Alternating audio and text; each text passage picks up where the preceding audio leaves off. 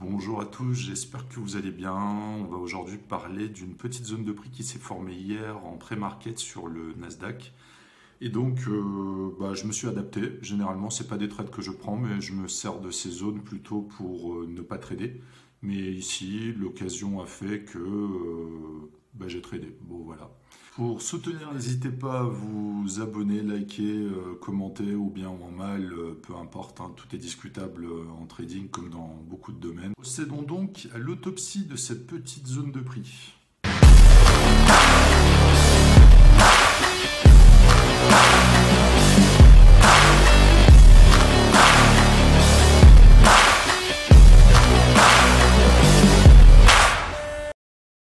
Donc tout commence par, dans la checklist, par l'analyse des grandes unités de temps. Donc ici c'est le Nasdaq Futur 4 heures.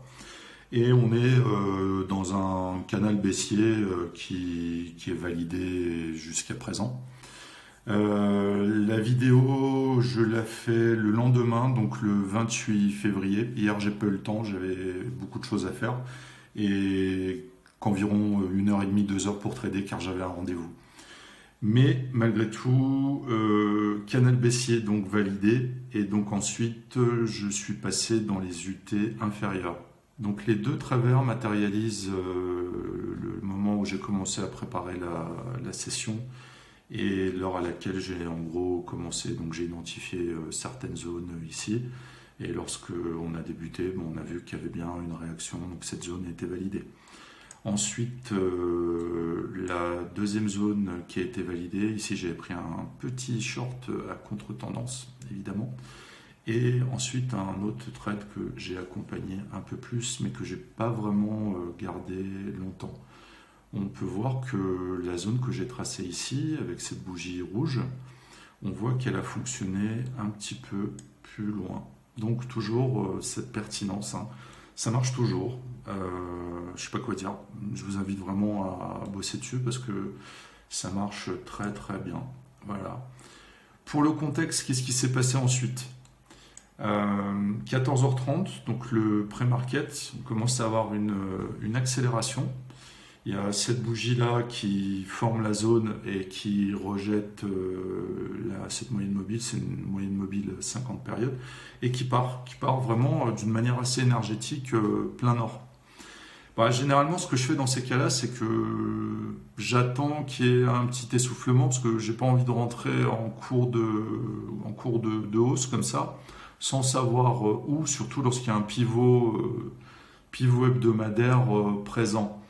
Donc, statistiquement, moi j'ai établi que les zones se formaient beaucoup sur le 2 minutes. Là, on l'a vu jusqu'à présent, ça marchait bien. Mais c'est là que c'est intéressant, c'est que pour les différents trades que j'ai pris sur la zone, elle ne s'est pas formée sur du 2 minutes, mais sur du 1 minute. Donc, c'était juste pour vous montrer comment j'ai identifié le fait qu'on n'était pas sur du 2 minutes, mais sur du 1 minute. Donc d'une manière générale, comment je procède? Je prends la bougie la plus haute avant le reflux et je la trace. Voilà, intégralement. Et ce qui va m'intéresser, c'est la zone de contact qu'il va y avoir à la base, lorsque le prix va revenir ou pas. Et donc, qu'est-ce que j'ai fait? Je suis allé descendre en 100 ticks pour voir est-ce que ça a été validé ou non. Car je me suis rendu compte que souvent, on pouvait avoir une validation lorsque la zone se formait.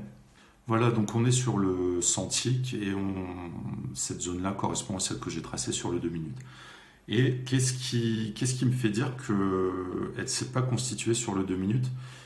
C'est cette zone-là en fait. Cette zone-là, elle me fait dire que le prix a rebondi ici sur cette partie-là, mais c'est pas comme d'habitude. Normalement, cette réaction doit intervenir plus bas, comme ici.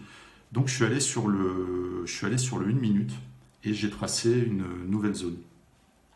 Voilà.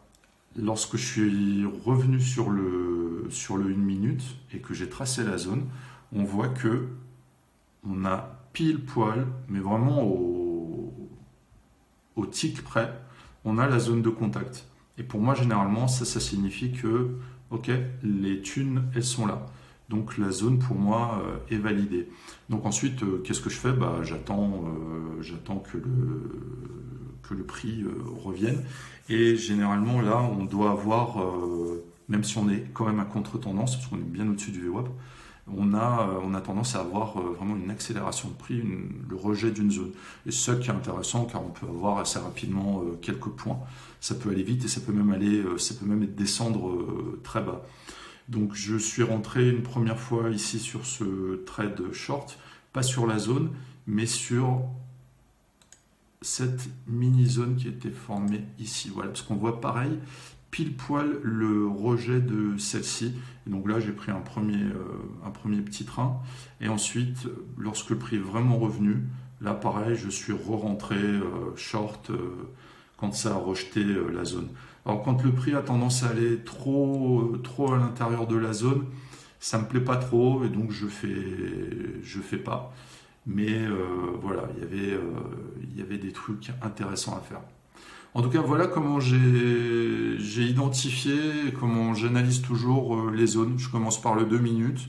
Si je vois qu'en 2 minutes, ça me plaît pas, ça s'est pas constitué comme d'hab, je passe sur du 1 minute, car statistiquement, ensuite, c'est le 1 minute. Là, en l'occurrence, ça valide sur le 1 minute. Mais quelquefois, ça valide pas sur le 1 minute, et ce sera le 3 minutes. C'est beaucoup plus rare, mais ça arrive quand même. Et si je trouve aucune explication, aucun indice, rien du tout, bah je fais pas. Voilà. Je matérialise quand même la zone par défaut sur du 2 minutes. Et cette zone-là, ben, dès qu'on s'en approche, je la touche même plus avec un bâton. Voilà, je ne fais absolument plus rien et j'attends les zones de vide pour pouvoir intervenir avec un tout autre setup, surtout avec celui que j'utilise sur le Renko. Donc derrière, on peut continuer de voir que la zone a continué de distribuer. Voilà, ici on voit encore quelques beaux points de contact, des mèches de rejet. C'était vraiment pas mal. Bon, moi du coup, dès que j'ai fait ce trade-là, je suis parti. Ces trades-là, jusque-là, ouais, je suis parti parce que j'ai vraiment des trucs à faire. Mais on voit que voilà, ça continue à donner, ça continue à donner. Encore une fois ici, très très sympa celui-là, vraiment très sympa, quasi à un tick près, à 2 ticks près. Et puis après, la zone est enfoncée, invalidée. On a même un pullback, un début de pullback ici et là sur la zone. Et après, on s'envole, mais pour mieux dégringoler ensuite. Donc je pense que ceux qui étaient vraiment haussiers, ils ont peut-être eu quelques soucis, parce qu'après on a vraiment dévissé, on est tombé de je sais plus combien, on a pris 100 points à la baisse. Voilà, donc c'était pour vous montrer comment j'avais analysé cette zone et comment j'avais discriminé le fait de la voir se construire en 1 minute et pas sur le 2 minutes. Voilà, ben écoutez, je vous dis à très bientôt dans une prochaine vidéo. Tradez avec prudence, car les autres, ils vous louperont pas.